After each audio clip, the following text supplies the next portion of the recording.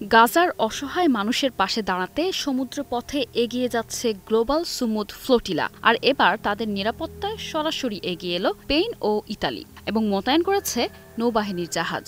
সম্প্রতি গাজার মানুষের জন্য আন্তর্জাতিক ত্রাণ পৌঁছে দেওয়ার চেষ্টা আরও জটিল হয়ে উঠছে।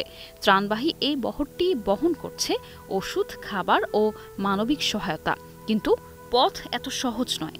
ইসরায়েলি নৌ অবরোধ এবং সাম্প্রতিক ড্রোন হামলায় পরিস্থিতি আরও বিপজ্জনক হয়ে উঠেছে। বৃহস্পতিবার আন্তর্জাতিক সংবাদ মাধ্যম রয়টার্স জানায়, গাজার উদ্দেশ্যে যাত্রা করা এই বহরে প্রায় ৫০টি বেসামরিক নৌকা রয়েছে। যুদ্ধ, অবরোধ, এমনকি ড্রোন হামলার মাঝেও দমে যায়নি এই বহর। এই বহরে অংশগ্রহণকারীদের মধ্যে রয়েছে আইনজীবী, সংসদ সদস্য এবং মানবাধিকার কর্মী। সুইডিশ জলবায়ু কর্মী গ্রেটা থুনবার্গও বহরে রয়েছে।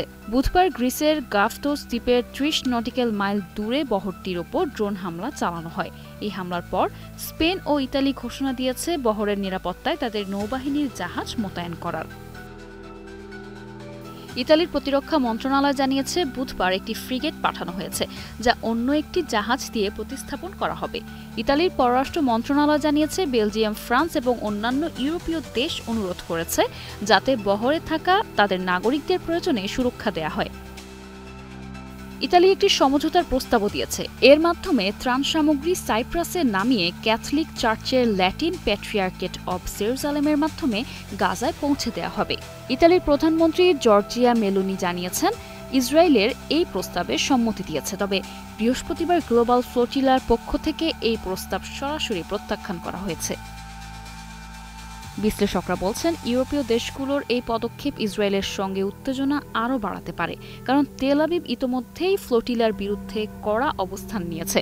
বহরের নিরাপত্তা নিশ্চিত করার এই পদক্ষেপ মানবিক উদ্যোগকে সমর্থন করছে, তবে রাজনৈতিক ও কূটনৈতিক সংঘাতও আরও জটিল করে তুলতে পারে, এমনটাই মনে করছেন রাজনৈতিক বিশ্লেষকরা। এই মুহূর্তে গ্লোবাল সুমুদ ফ্লোটিলা শুধু একটি ত্রাণ বহর নয়, এটি হয়ে উঠেছে প্রতীক, প্রতিরোধের এবং মানবতার। সমুদ্রপথে সাহসিকতার এই যাত্রা বিশ্বকে মনে করিয়ে দিচ্ছে, অবরোধের দেয়াল যতই উঁচু হোক না কেন, সহানুভূতির স্রোত থামানো যায় না। তবে সামনে এখনও অনেক অজানা বিপদ রয়েছে।